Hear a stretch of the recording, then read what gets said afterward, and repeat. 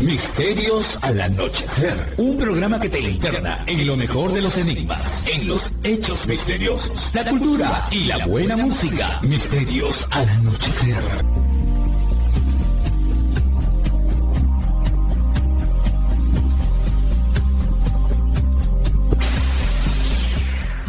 Lima Sur, Arequipa y Lamas, Tarapoto escuchan Misterios al anochecer. Fernando Chapi Martínez está presentando Misterios al anochecer. Síguenos también en YouTube, Facebook e Instagram como Misterio Infinito Perú. ¿Qué tal, amigos? ¿Cómo están? Bienvenidos una vez más a Misterios al anochecer, su programa de enigmas, sucesos curiosos, cultura, espiritualidad y mucho más, que se transmite a través de Radio Arequipa Internacional FM y la www.radioarequipa.com, también en Radio Los Andes 99.5 en Lima Sur, en Radio Estación Lamas 96.3 en la región San Martín, en Edenex.es, la radio del misterio, y después, con posterioridad, todo esto queda en Misterio Infinito Perú en YouTube, que si es que no están suscritos, pues los invito a formar parte de la familia. Todos los días me atrevería a decir que a cada hora y en todos los contextos posibles, ya sea que estés en los lugares más seculares, haciendo las cosas tenidas por más materialistas o superficiales, y hasta los entornos más espirituales, intensamente espirituales, ya sea que estés rodeado de personas o que estés solo en tu habitación o en medio del campo, ocurren cuestiones que no podemos explicar. Le pasan a personas de todas las creencias o falta de las mismas, de todas las etnias, nacionalidades, puntos de vista, ideologías y más. Lo que marca la diferencia es que algunos lo cuentan y otros no. Y lo que marca aún más la diferencia es la interpretación que nosotros le damos, o el intento de explicación que buscamos ponerle a esos hechos.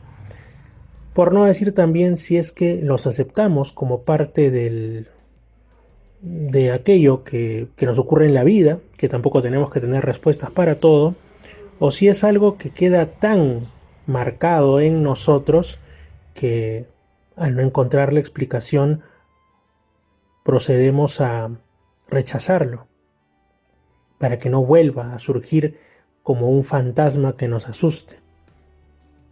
Y así transcurren cosas que podemos intentar agrupar dentro de lo paranormal, el fenómeno ovni, vivencias tenidas por posiblemente espirituales, encuentros con seres feéricos y también otros fenómenos como podrían ser los de tipo viaje astral, la teletransportación, la bilocación y todo eso. Bueno, vamos a recordar un caso de estos que uno encuentra en testimonios en otros idiomas, rebuscando en sitios confiables, en la internet, en libros, porque lo cuentan a veces también protagonistas. Esto ocurrió una Navidad, un 25 de diciembre de no hace tanto, en realidad del año 2022. Una persona, un religioso, en este caso era un religioso cristiano ortodoxo, de nombre Porfirio, experimentó la celebración de la Navidad, digamos la celebración eucarística, pero no como tantas personas, millones de personas alrededor del mundo, acudiendo a los oficios en una misa, sino que la experimentó en espíritu. Si lo vemos en frío, podríamos llamarle a esto proyección astral, viaje astral, o algún tipo de milagro, o teletransportación, donde la ubicuidad de la bilocación. Pero ¿qué es lo que ocurrió? Bueno, este monje se llamaba Porfirio. Se llamaba Porfirio y, bueno, suelen darle el trato respetuoso de anciano Porfirio. Entonces, él en alguna ocasión cuenta lo que pasó. Cuando él había vivido estando en realidad lejos del lugar, cómo se vivía la Navidad en una iglesia de lo que denominaba la montaña sagrada, que así se le considera, que es el monte Athos en Grecia. Para ponernos en contexto, el monte Athos es una república autónoma, una república monástica. Es un lugar que está en una de 3 penínsulas que hay en la zona noreste de Grecia, y todos los que allí habitan, en primer lugar, son varones. Ni siquiera se permite ingresar a animales de sexo, bueno, a hembras animales, sino que todos absolutamente son varones. Esto podría parecer una curiosidad. Bueno, es que ahí todos son monasterios justamente de tipo masculino y están dedicados íntegramente a la celebración litúrgica, a la comunión con Dios, al estudio de las cuestiones que tienen que ver con el cristianismo en su rama ortodoxa, y ni siquiera pueden ir muchos visitantes, muchos turistas al día. Es un número muy pero que muy limitado entre griegos y personas de otras nacionalidades. Es entonces uno de los lugares posiblemente más místicos, más espirituales del mundo entero, y no es tan conocido como otros. Cuántas veces incluso los occidentales, cuando pensamos en espiritualidad, pues tenemos este tema de alienación, de querer encontrarla en cuestiones, digamos, del neopaganismo más extraño, o de las sectas orientalistas, o de tantas otras cuestiones, pero dentro del cristianismo también hay una profunda vivencia espiritual, y el cristianismo ortodoxo es maestro en este sentido. Entonces le llaman la montaña sagrada, el monte Athos. ¿Qué es lo que ocurre ahí? Bueno, se estaba celebrando aquellas primeras horas de la Navidad del 25 de diciembre de ese 2022, unos oficios. Pero bueno, todavía no empezaban. En realidad este monje, el anciano Porfirios, que se encontraba en otro lugar, en un lugar lejano, estaba hablando por teléfono con un monje que sí estaba en la montaña sagrada, en Athos. Estaban conversando amenamente sobre sus estudios de los padres de la iglesia, explicándose mutuamente muchas cuestiones de la teología más profunda, de los asuntos espirituales. Pero entonces acontece lo que el anciano Porfirio entiende como una locura, o como que quien lo escuche podría interpretarlo así. Dice que eran las 3 de la madrugada. Nosotros sabemos que a las 3 de la madrugada, pues comúnmente se ha hablado de que pasan muchas cuestiones que salen de lo usual, de lo normal, diría alguno. Pero bueno, entonces está hablando con este monje del monte Athos y escucha a través del teléfono que de fondo empiezan a sonar unas campanas fuertemente de alguno de los monasterios del monte Athos. Entonces, después de estar hablando, como digo, durante buen rato, más de media hora, de asuntos maravillosos, resulta que este monje le dice al anciano Porfirio: las campanas están sonando en la iglesia, tengo que irme. Es cuando el anciano Porfirio le dice: no me dejes. Y en lugar de disculparse, el monje lo que le dice es: está bien, con gusto. Ven y vayamos juntos a la iglesia para observar, para vivir la majestuosidad de Dios, la gracia de Cristo. Vamos, porque no hay distancias en Jesucristo nuestro Señor. No hay distancias. En ese momento el anciano Porfirio no puede explicar exactamente qué es lo que ocurrió, pero se vio de pronto junto al monje en la iglesia, a muchos kilómetros de distancia, en el monte Athos. Ve como si fuera una cuestión física, aunque él intuye que no era que estuviera observando con los ojos de la carne, sino que era una visión más bien de los ojos del alma, de los ojos del espíritu. Esa visión de la que tantos hablan dentro del cristianismo, y también es cierto en otras tradiciones religiosas, en las que no existen límites, no existen paredes, muros ni barreras, en los que, como incluso dice en el texto que consulté, puedes llegar a ver hasta lo que hay en el lado oculto de la luna. No hay límite alguno para esa visión del espíritu. Bueno, entonces lo que cuenta este monje, bueno, el anciano Porfirio, es que van a la iglesia, entran, permanecen durante un servicio particularmente largo, leyendo los libros sagrados, observando con total nitidez los íconos sagrados que ahí estaban, el ambiente con las velas, las lámparas parpadeantes, los sacerdotes celebrando, la iglesia totalmente repleta de otros religiosos, cantando con gran gozo, repitiendo: venid fieles, veamos dónde nació Cristo, tu natividad, oh Cristo nuestro Dios, Cristo ha nacido, glorificadle. Y que incluso él llega a ver cómo el monje va a tomar la comunión, estando él a su lado. Vio a todos los hermanos que estaban rezando, sintió una gran euforia, una gran alegría.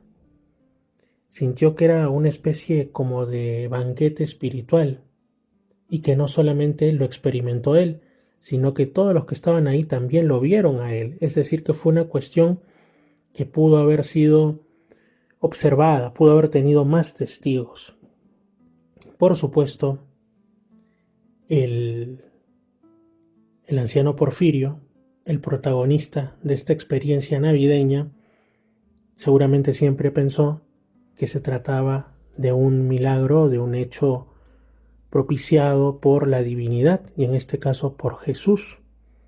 Aunque, como digo, también en otras culturas e incluso gente que no tiene, digamos, una vida espiritual muy activa, también relatan temas de bilocación o teletransportación, si bien es cierto, claro, que ocurre más en contextos, o queda registrado más en contextos que tienen que ver con lo religioso.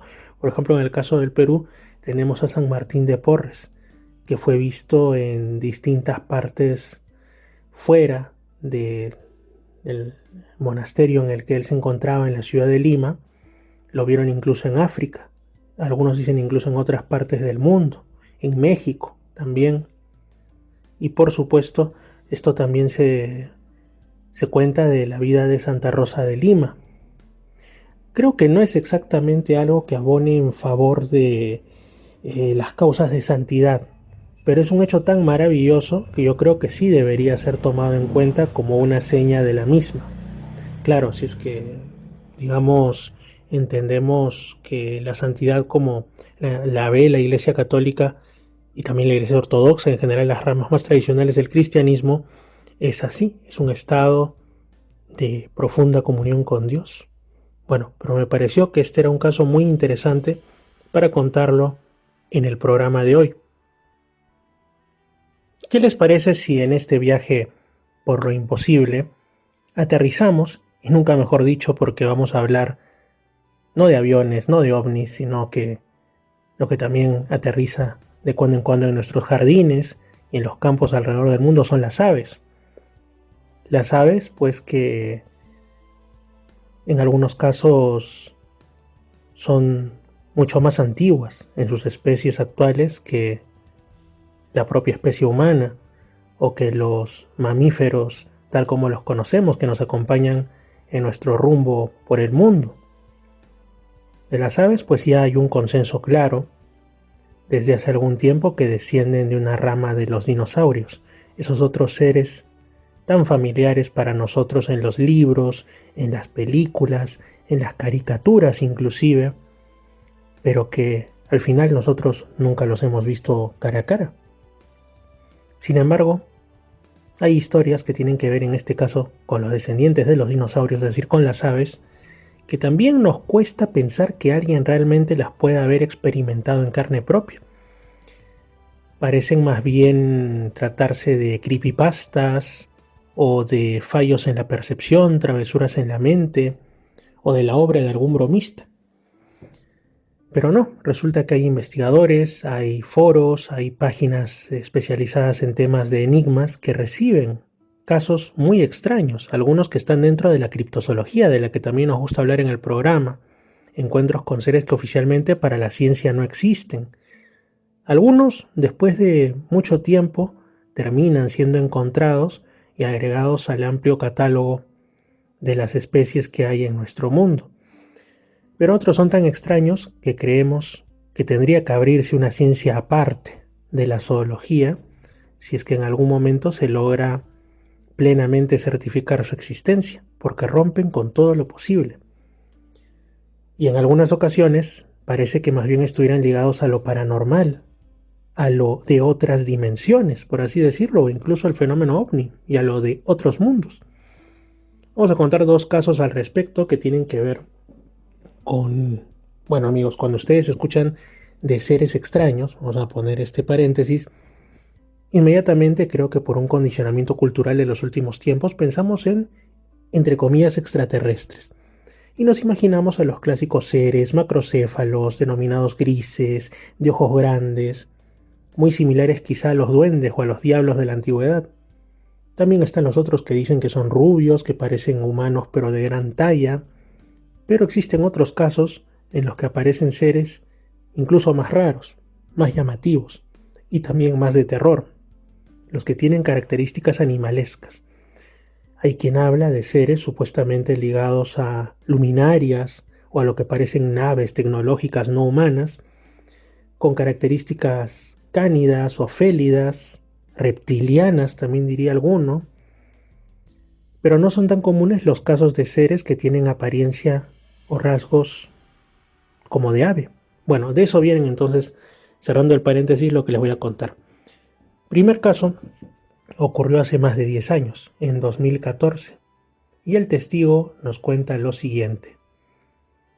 En 2014 llevé a mis 3 hijas y a nuestro perro a un conjunto de cabañas que admiten mascotas, o sea, pet friendly, en Nanup, en la región del gran sur de la Australia Occidental. Solo nos quedamos una noche y planeábamos visitar unas cuevas muy conocidas en nuestro camino de regreso a la ciudad de Perth al día siguiente. Esa noche compartimos una habitación con 2 literas y nuestro perro durmió en el piso entre las camas.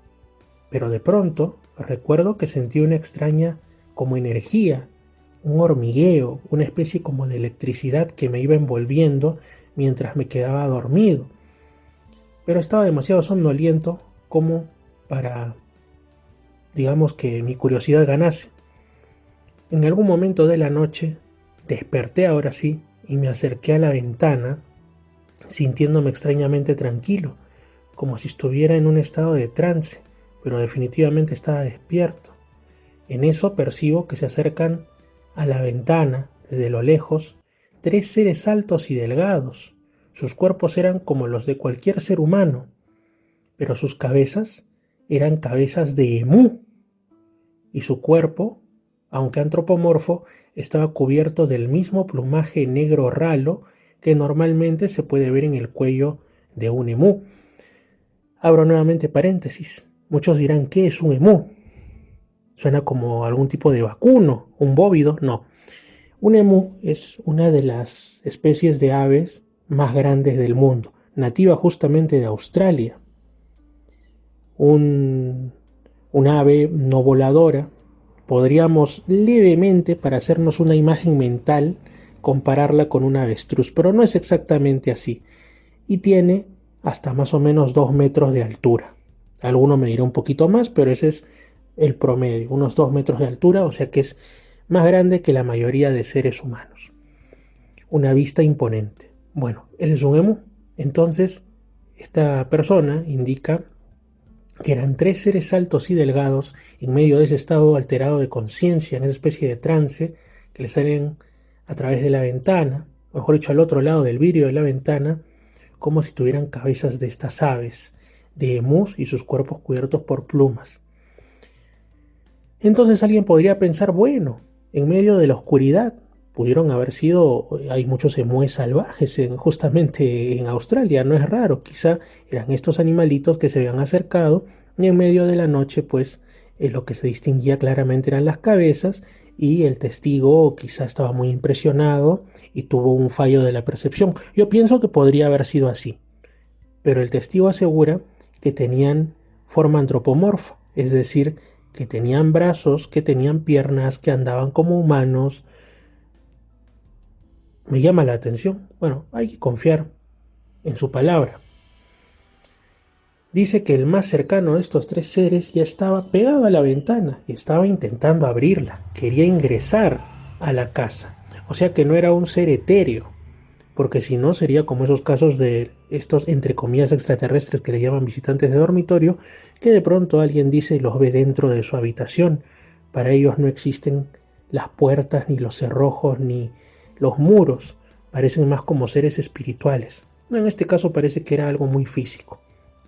Tenía la necesidad de abrir la ventana.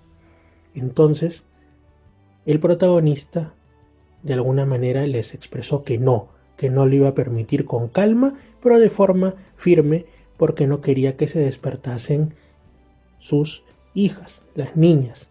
No quería que se asustaran al ver semejantes seres y porque intuyó que eran algún tipo de peligro.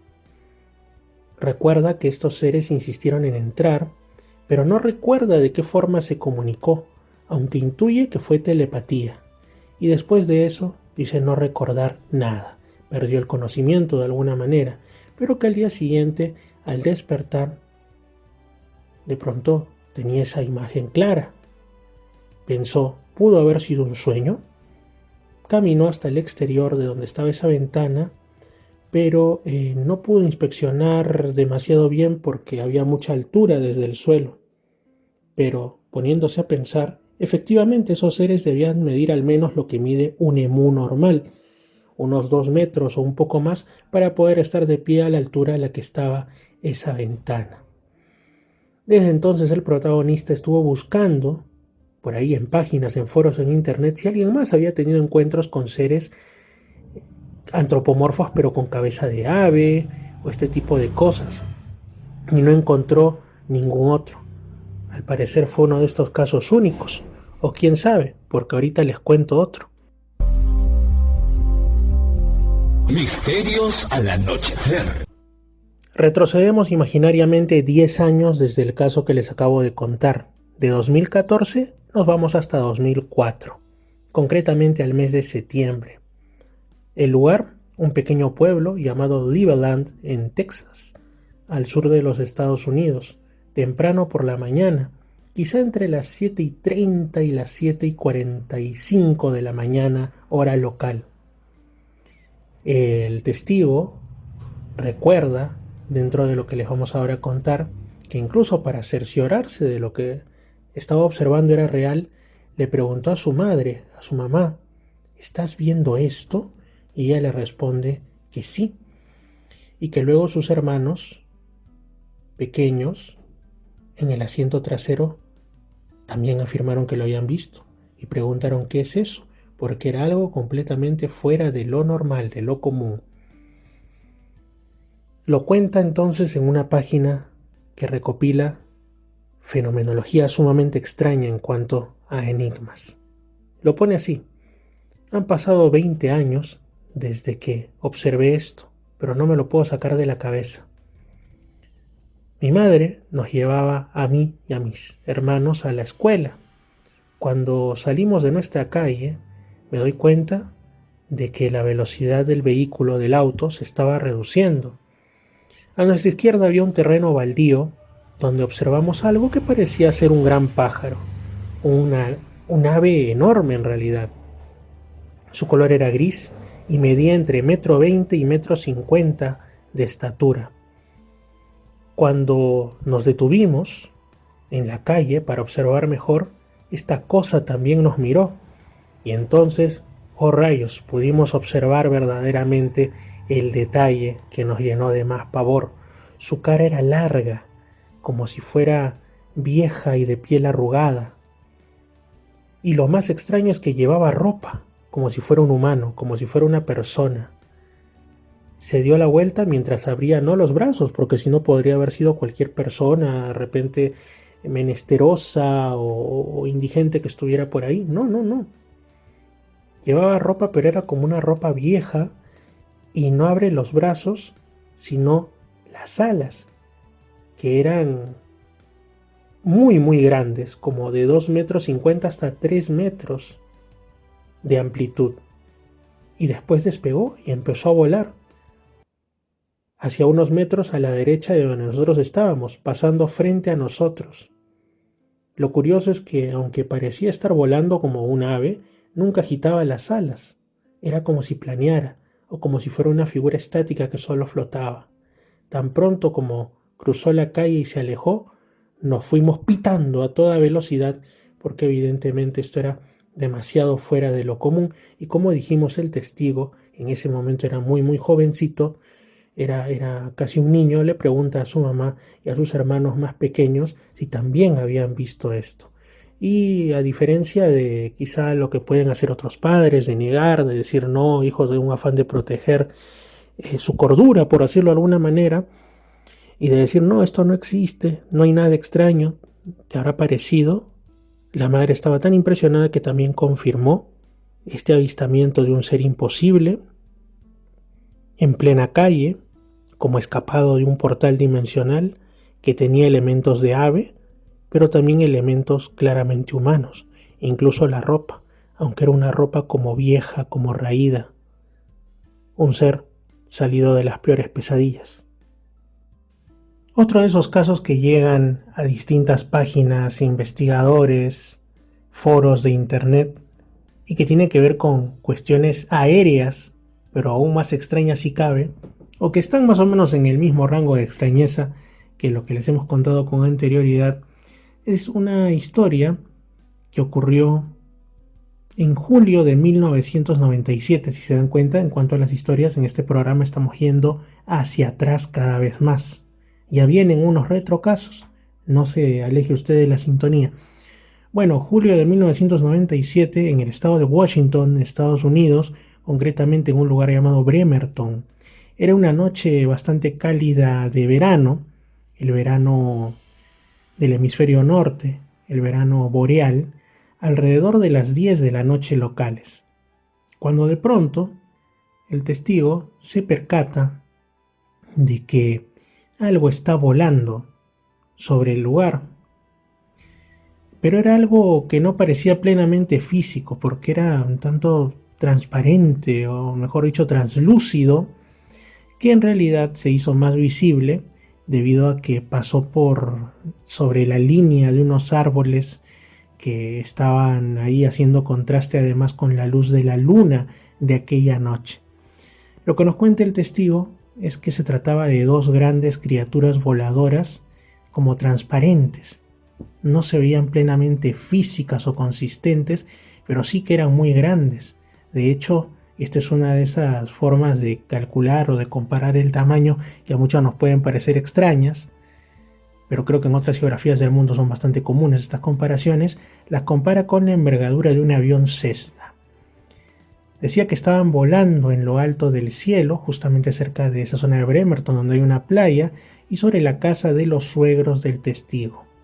La cabeza de estas, entre comillas, aves o criaturas voladoras era plenamente distinguible y era muy similar a la de los dibujos que vemos o estas recreaciones que hay de cómo eran las cabezas de los pterodáctilos, estos reptiles voladores que compartieron el mundo junto a los dinosaurios. Y bueno, lo que ve es que pues el cuerpo, las alas recordaban como si fuera una de estas rayas, estos peces grandes marinos, y se veía como que no tuviera plumas, como si no fuera un ave, efectivamente. Se distinguían unas patas traseras y una cola larga, parecida justamente a las que en algunas recreaciones se hacen de determinados reptiles voladores, de ya sea de repente aves prehistóricas como el Archaeopteryx o directamente dinosaurios que ahora sabemos que pueden volar y que obviamente tenían cola como Aviemimus y otros, o sencillamente como algún pterodáctilo. Parecía que estuvieran planeando en el aire, no se veía que batieran las alas, era como si se deslizaran a más o menos unos 3 metros por encima del testigo, así, incoloros y transparentes o translúcidos. De hecho, lo que narra el testigo es que para hacernos una idea de cómo se veía, que hagamos el experimento de agarrar un vaso de vidrio y los metamos bajo el agua. Y se veían exactamente así. Puedes distinguir la forma del vaso transparente, pero no puedes ver mucho más. Entonces él dice que a la luz de la luna estos seres se veían de esa manera, como si fuera un vidrio reflectante cuando la luz le daba en los puntos justos.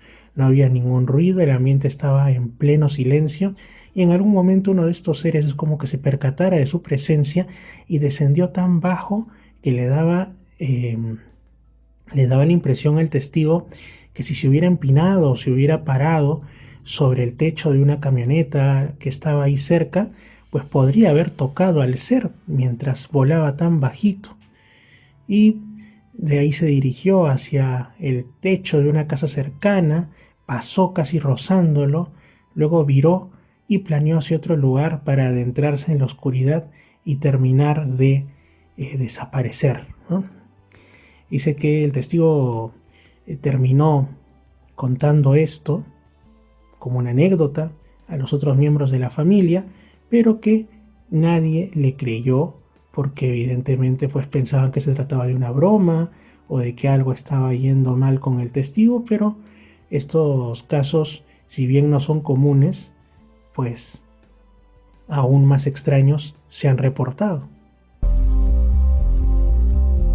Misterios al anochecer. Pero yo les dije que íbamos a empezar a retroceder aún más, mucho más en el tiempo y a sumergirnos en los verdaderos retrocasos, ligados quizá al fenómeno ovni, ligados quién sabe a qué. Y ahora nos vamos a otro punto del mundo. ¿Qué tal si nos vamos hacia más o menos el centro de lo que hoy llamamos Rusia? Kulikovo se llama el lugar. Un 8 de septiembre, pero de 1380, en horas de la noche. Evidentemente, aunque fue un hecho tan sorprendente que quedó sí el día, el mes y el año, no pidamos tanto para también que nos den hasta la hora. Ha pasado muchísimo tiempo.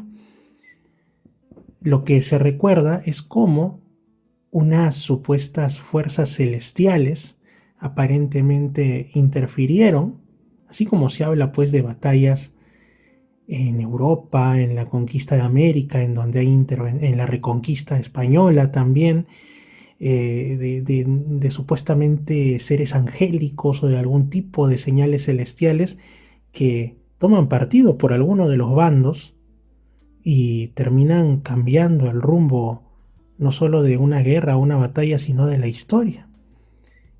Bueno, resulta que estas fuerzas celestiales aparentemente interfirieron en una gran batalla que se estaba librando entre ejércitos de la naciente Rusia y tropas de los tártaros y de los mongoles, que también estaban en etapa de expansión. Se dice que el jefe de la guardia rusa observó cómo dos jóvenes de una piel muy clara, de una apariencia muy inusual, que al parecer habían descendido desde los cielos, utilizaron un arma similar a un rayo o a una especie con un sonido ensordecedor como el trueno, y con esto destruyeron a todo un regimiento de mongoles mientras decían con gran voz, con gran estruendo: ¿quién les ordenó destruir nuestra patria? ¿Qué es lo que pasó? Que esa misma noche, además, en el campamento militar que estaba siendo pues comandado por un duque de apellido Donskoy, y donde se encontraban también Vasily Kapitsa y Semyon Antonov, informaron que habían visto una extraña señal en el cielo. Bueno, en realidad lo vieron estos dos últimos mencionados, y de ahí se lo contaron al duque de apellido Donskoy, y este les ordenó que se mantuvieran callados. Según lo que dicen quienes dejaron su testimonio para la historia, esta batalla había empezado alrededor de las 18 horas, de las 6 de la tarde locales, y había durado durante 3 horas de encarnizada lucha, cuando las fuerzas rusas estaban siendo vencidas y comenzaron a retirarse, pero de pronto apareció una especie de ejército celestial, que ellos interpretaron que quien lo comandaba era el mismísimo Arcángel Miguel, que estaba descendiendo para ayudar a los rusos. Estos guerreros del cielo, como decimos, emplearon una especie como de arma, un rayo, una flecha ardiente, algo muy inusual, que en una terminó por incinerar sin piedad a los ejércitos de mongoles y tártaros, obligando al líder de estos a que se retirara rápidamente en dirección contraria, mientras los rusos, sintiéndose apoyados por el cielo, los persiguieron hasta un río cercano cuando ya cayó plenamente la oscuridad. Esto además terminó siendo registrado por el investigador Vadim Chernobrov en su enciclopedia de visitas ovni, editada en Moscú en el 2008. Parece que, aunque cuando se habla de los asuntos de supuestos seres extraterrestres y del fenómeno ovni, continuamente los supuestos contactados dicen que hay como una especie de pacto de no injerencia en asuntos humanos y que solo se dedicarían a estudiarnos, a observar y de cuando en cuando a conversar un poquito, a acercarse a determinados testigos, pero después irse. Hay episodios históricos en los que algo que viene de más allá de nuestra realidad, y alguien preferiría decir de más allá de nuestro mundo, terminan cambiando, como digo, acontecimientos que de una u otra manera, pues, quién sabe si han sido determinantes para el rumbo de la historia de un país, de una región o hasta del mundo entero. Quién sabe si en una línea alterna de tiempo, por decirlo así, si los rusos no ganaban esa batalla, quizá se hubiera de alguna manera frenado su expansión hacia el este. Bueno, esto es solo especulación, pero por algo será que estos supuestos seres de los cielos o de donde fuere, pues sí, en algunas ocasiones han interferido en los asuntos que podrían ser plenamente humanos. Pero no es el único ser extraño que es interpretado como visita celestial. Hay un caso de 1521 en Cuenca, España. Se dice que un doctor, un erudito de nombre Eugenio Torralba, afirmó haber estado en contacto con un ser llamado Sequiel. Nosotros sabemos que esa terminación "el" es muy común, por ejemplo, cuando se habla de ángeles. Este ser supuestamente le enseñó muchos secretos y además lo llevó hasta la ciudad de Roma. El señor Torralba recibió una gran fama en virtud a conocimientos que él desarrolló y medicamentos que hicieron que incluso hasta Cervantes lo mencionara en su Don Quijote. Se dice del señor Torralba que fue tomado por los demonios por el aire y en 12 horas llegó hasta Roma. Era tanta su fama que en 1525 llegó a convertirse en el médico personal de la reina de Portugal llamada Leonor en ese tiempo. Sin embargo, las apariciones, digamos que los hechos que protagonizaba con él este ser de los cielos Sequiel, resultaron siendo más una maldición en el contexto histórico en el que vivía Torralba que una bendición, porque, y rimando con lo anterior, la Inquisición no tardó mucho en hacerse eco de que estaba haciendo este doctor, este hombre honorable, con una entidad más bien extraña que lo ayudaba a protagonizar hechos y tener saberes más que sospechosos de que él los hubiera adquirido por sí mismo. Y pues pronto también supieron eso, ¿no? De que dicen del señor Torralba, del doctor, que ha sido transportado físicamente a lugares lejanos por lo que parece magia. Así que en 1528 lo arrestan, lo torturaron cruelmente, a pesar de que él una y otra vez insistía en que no había conjurado la aparición de esta criatura, que no había firmado un pacto con un ser diabólico y que no había ido ni puesto en duda la fe católica, no había ido en contra de la fe católica en ningún momento. Bueno, después de que le hicieron este tipo de cosas inhumanas, lo condenaron para colmo a prisión un 6 de marzo de 1531. Si bien pronto lo liberaron, y bueno, quizá por conveniencia le permitieron que continuara con sus prácticas médicas, aunque eso sí le advirtieron que nunca más tuviera contacto con Sequiel. No sabemos si es que finalmente habría tenido contacto con este ser, pero ya no lo habría exteriorizado, obviamente porque pues ya había probado parte de lo que la Inquisición hacía con aquello que le resultaba incómodo aceptar. Pero tal parece ser que ese siglo XVI estuvo bastante movido en cuanto a sucesos extraños. Por ejemplo, en lo que ahora llamamos Brasil, concretamente en la región de Espíritu Santo, en una fecha de alrededor del 20 de enero de 1558, inicios de la colonización portuguesa en esas regiones, en una hora que intuimos que pudo haber sido la noche. Resulta que un indígena, un nativo, que fue bautizado como Sebastián de Lemos, pero su nombre original era Manemuacu. Bueno, resulta que, como decimos, fue bautizado, se le dio ese nombre cristiano, y pues él también se casó, le ofrecieron una boda cristiana, pero resulta que misteriosamente desapareció de la nada durante casi 2 semanas. Evidentemente, algunos pensaron que quizá había sido víctima de algún crimen o de un accidente, o incluso los más malpensados que no estaba muerto, andaba de parranda, que quizá decidió hacer su despedida de soltero, pero después de la boda. Sabemos que malpensados ha habido en todos los tiempos. Así que grande fue la sorpresa cuando, como decimos, casi después de medio mes, de 2 semanas, lo encontraron en un estado de shock, diríamos hoy. Desorientado totalmente, cerca de la aldea donde vivía, hablando de forma incoherente. O quizá no era que hablara de forma incoherente, sino que decía cosas difíciles de procesar por los que lo escuchaban.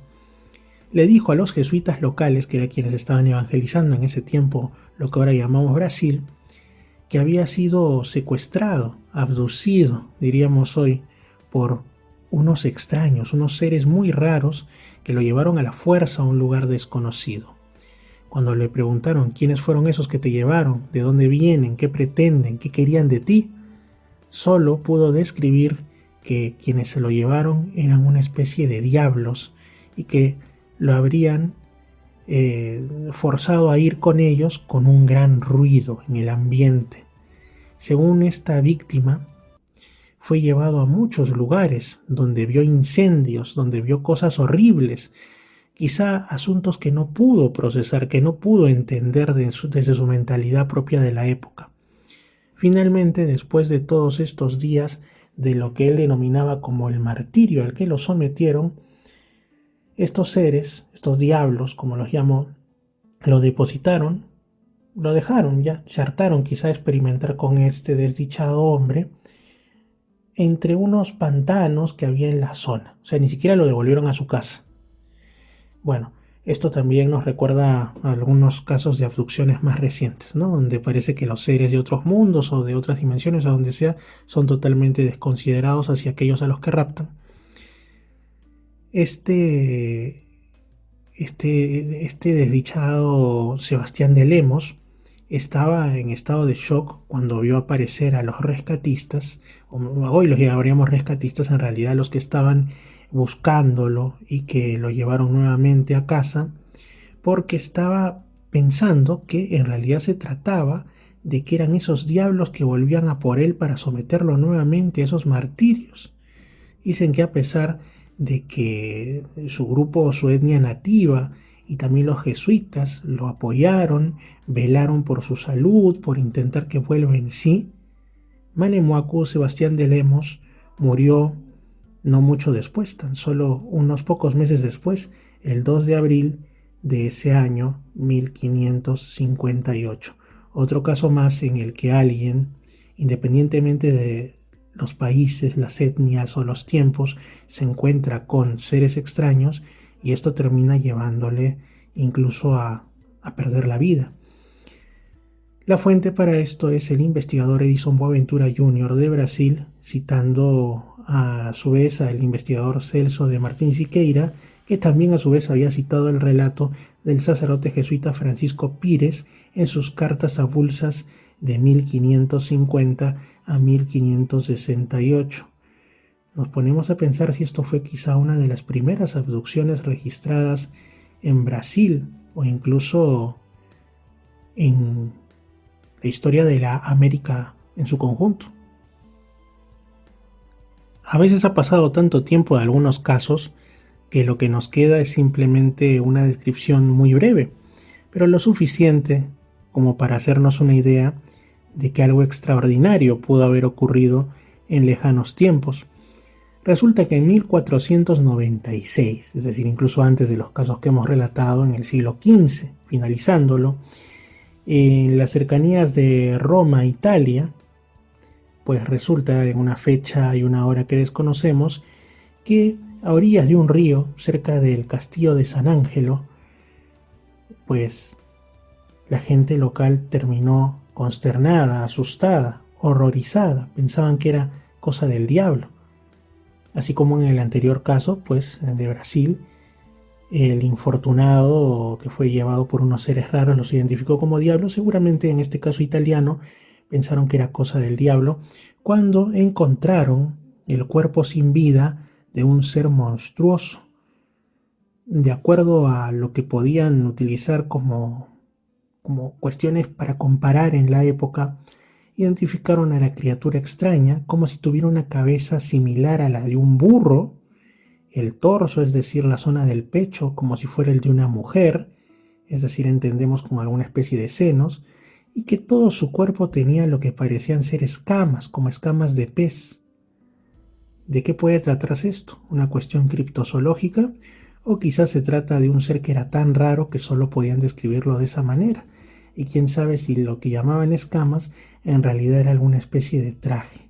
Un ser quizá de otro mundo, habría caído de alguna nave, habría pasado por alguna especie de portal y después alguien se lo llevó porque no correspondía que ni siquiera sus restos queden en este plano, en este mundo. ¿Qué les parece si ahora les traigo un caso que no es un retrocaso tan así, o al menos no tanto como los anteriores, si bien ya ha pasado varias décadas desde que ocurrió?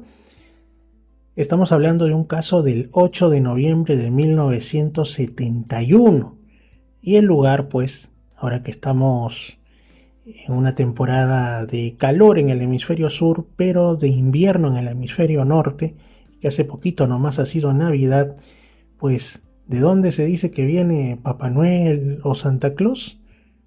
Del Polo Norte. Muchos dicen concretamente de la zona cercana a la parte más boreal, más septentrional de Finlandia. Justamente ahí, un lugar cercano a Turku, en Finlandia occidental. Finlandia, un país que a nosotros nos hace evocar el frío, el viento, muchos lagos, por supuesto, superficies que se cubren de nieve durante buena parte del año. En fin, un lugar encantador, sobre todo para los que gustan de eso, del frío, de estar bien abrigaditos tomando algo caliente. ¿Quién es la protagonista? Una profesora, una docente, una maestra, relativamente joven, de 37 años de edad, que estaba regresando a casa después de su trabajo, seguramente en alguna escuela. Como decíamos, y como es lo más común en Finlandia, pues hacía frío, estaba cayendo lluvia, y cuando ya era muy tarde en realidad, 8:45 más o menos de la noche, estaba llegando a una parada de autobús. Estaba ya esperando en realidad que pase este transporte público durante buen rato. Estaba ya impacientándose cuando en eso apareció de la nada un auto, un coche oscuro, que de la nada y sin que ella lo hubiera detenido, pues terminó justamente parando delante de ella. Y a los mandos, digamos que el conductor, el chofer, era un hombre que de frente se dirigió y le preguntó a dónde quería ir.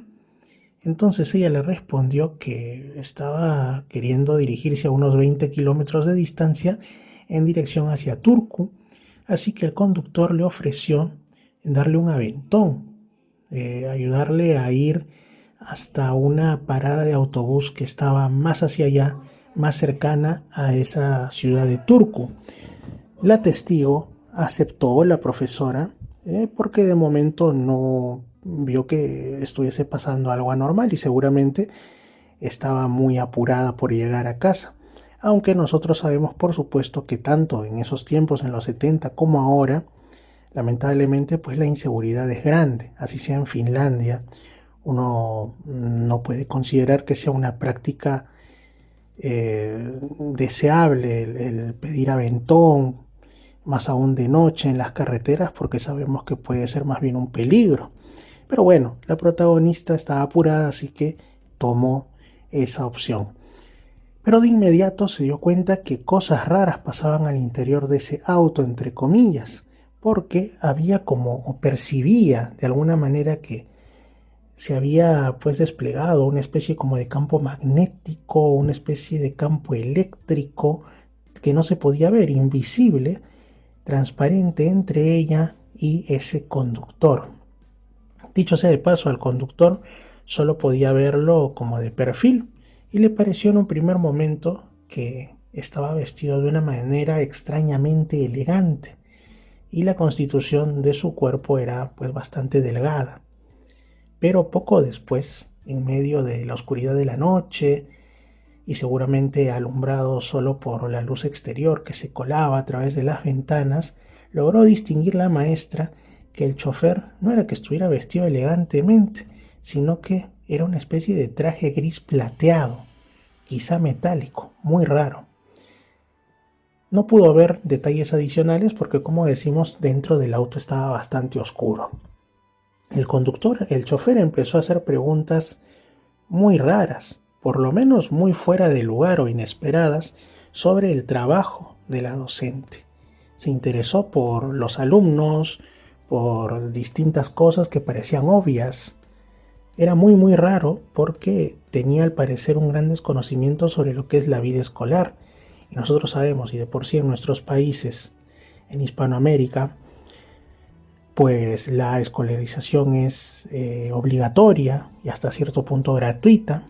Pues en esos lugares, en los países nórdicos, en Finlandia, pues mucho más y desde hace mucho tiempo antes. Entonces era muy raro considerar que alguien, pues más aún si manejaba tremendo auto y estaba vestido de una manera que parecía cara, no hubiese pisado la escuela. Pero parecía así, parecía que era alguien pues que o había permanecido muy alejado de la socialización o lo que fuera, pero parecía desconocer lo que era la vida escolar. De pronto, la maestra se da cuenta de que el extraño auto no producía sonido al avanzar sobre la carretera, sino que más bien estaba como levitando. Era como si flotara entre 1 a 2 metros sobre la superficie del asfalto. Y aún más extraño, si cabe. En el rato que ella estuvo ahí, pudo observar, pudo distinguir que no aparecía ningún otro auto, ninguna moto, no aparecía ninguna persona caminando cerca. Todo estaba como en un espacio controlado y que le hubieran puesto pausa a la realidad. Tan común esto, por ejemplo, en casos que tienen que ver sobre todo con el fenómeno ovni, pero también con situaciones paranormales, criaturas extrañas y otro tipo de asuntos, ¿no? Entonces, la cosa estaba muy solitaria y también muy rara. Era como si todo estuviera de alguna manera detenido, cuando en realidad era una carretera que normalmente, incluso a esas horas, era muy transitada. Sin embargo, ella podía observar alrededor de la carretera puntos de referencia. Entendemos que podían ser pues aspectos del terreno o elementos como casas, etcétera, que le resultaban familiares de siempre. Cuando de pronto llegan a esa otra parada de autobús más cercana al punto donde quería pues dirigirse, que era su casa en realidad, la maestra, ella le solicita al chofer que la deje bajar, que ella había llegado donde quería, pero, y esto es realmente inquietante, perturbador diría yo, el chofer se niega y le dice que no la va a dejar bajar, que él quiere continuar la conversación. Entendemos que la maestra, y con justa razón, se negó a eso y seguramente estaba empezando a ya interpretar lo peor, a desesperarse. Y se negó rotundamente porque decía que tenía a sus hijos, niños pequeños que le esperaban en casa, que de ahí venía su apuro. Entonces el chofer insistente le pregunta si en todo caso pueden continuar la conversación en otro momento. Y ella le dijo que no, porque su esposo no iba a entender ese tipo de cosas. Quizá iba a pensar algún tipo de infidelidad o algo extraño. El conductor, el chofer, entonces le preguntó dónde estaba su esposo. Y ella le dijo lo que al parecer era verdad, que estaba en el país vecino, en Suecia, en un viaje de negocios, y que justamente por eso tenía que apresurarse y llegar a casa a atender y a cuidar a sus hijos.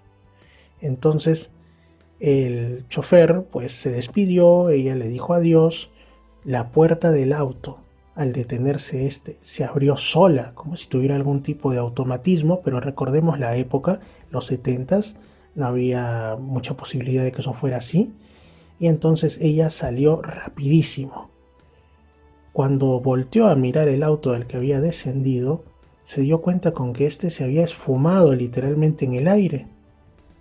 Por un momento seguramente intentó procesar tanta rareza en tan poco tiempo y pensó, quizá le ha puesto plena velocidad y se ha ido pues tan rápido que no he podido distinguirlo. Y quizá no era que flotara, quizá era que el auto simplemente pues tenía alguna tecnología muy de punta, muy de vanguardia, y por eso incluso no se sentían ni los baches ni nada, ni producía ruido. Pero después, ya pensándolo con cabeza más fría, se da cuenta que eso es imposible, porque hay por lo menos 1 kilómetro de carretera en línea recta claramente observable, incluso en esa noche oscura. Y aquí no acabó todo, continuó, porque se dice que días después de este encuentro, e incluso tan solo unas horas más tarde del mismo, empezó como a sentir una especie como de hincones, como si le estuvieran punzando, pero con algo caliente en todo el cuerpo, un fuerte dolor de cabeza, su cara enrojeció y tenía una sensación como de electricidad estática alrededor, justamente, quizá como lo que cuenta la testigo que experimentó dentro del auto, como que pues hubiera una barrera, un campo que la separaba de ese misterioso chofer y quién sabe si de otra realidad. Es un caso bastante extraño, bastante singular y nos hace pensar que pues definitivamente, y no solo por un tema de seguridad, de sentido común frente a todo lo que pasa en estos días, sino incluso para evitar encuentros indeseables con el misterio, si encontramos un auto extraño en medio de la calle o cosas así o aún más raras, pues no abordarlo, simplemente irse lo más rápido posible. Como si no fuera ya suficiente con los temas de inseguridad, ahora resulta que incluso hasta del misterio hay que cuidarnos. Pero bueno, vamos a finalizar, todavía hay tiempo para un casito más. Y también de Finlandia, ¿qué les parece? Pero algunos años anterior al que les acabamos de contar, nos vamos hasta mayo de 1964, entre dos localidades llamadas Tornio y Kemi, en la zona de Lapland, como ya dijimos, en Finlandia. Mayo del 64, horas de la tarde. Una mujer de unos 50 años iba en el auto que su esposo conducía, cuando en mitad de ese camino a la localidad de Kemi se dan con la sorpresa de la vida, porque observan lo que describen como un hombre volador, un ser antropomorfo que estaba volando o flotando, y lo observan como que estaba al lado derecho del auto. El hombre o lo que fuera volaba, entre comillas, como si estuviera de pie.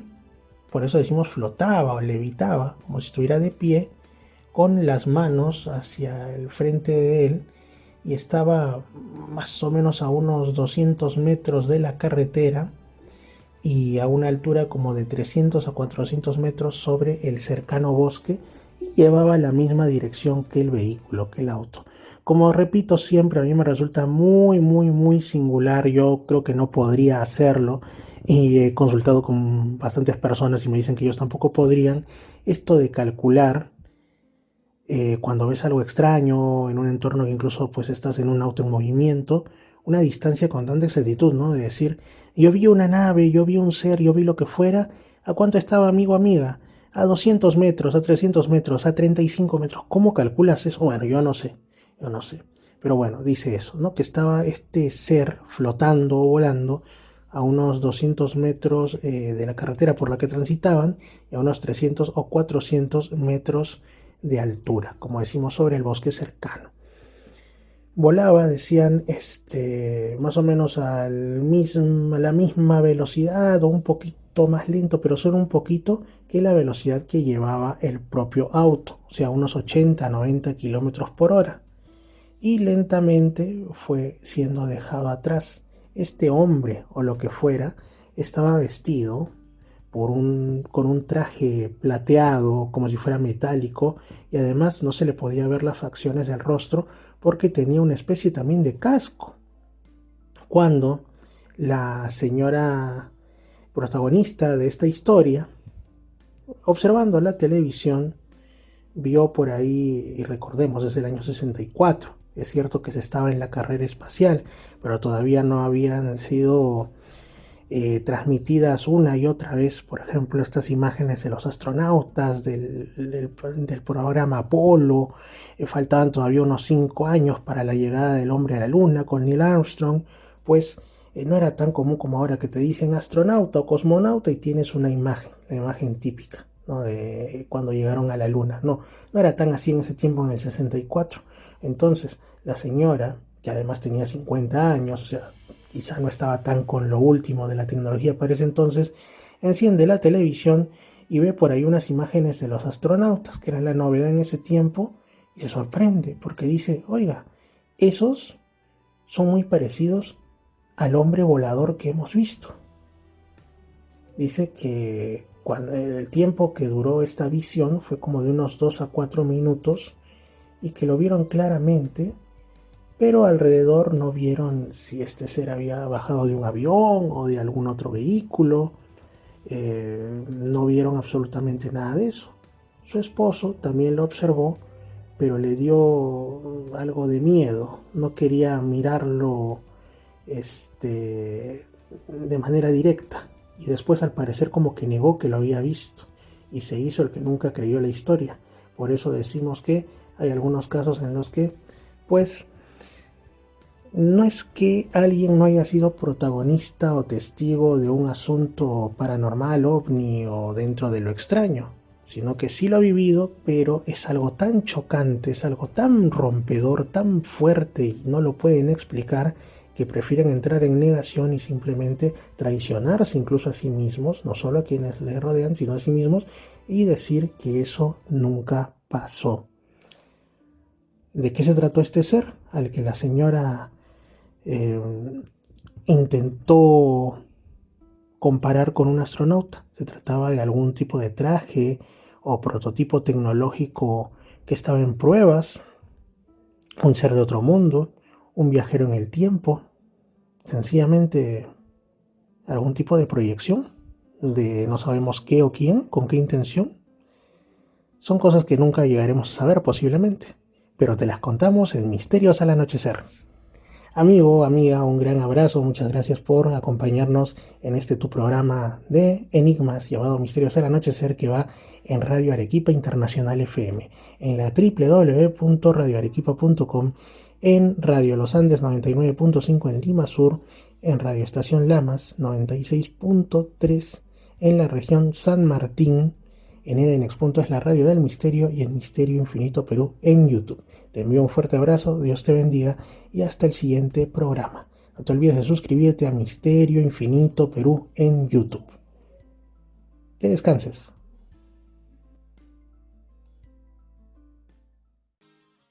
Lima Sur, Arequipa y Lamas, Tarapoto escuchan Misterios al Anochecer.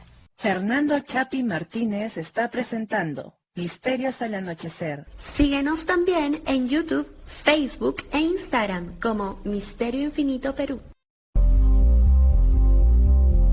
Misterios al anochecer. Un programa que te interna en lo mejor de los enigmas, en los hechos misteriosos, la cultura y la buena música. Misterios al anochecer.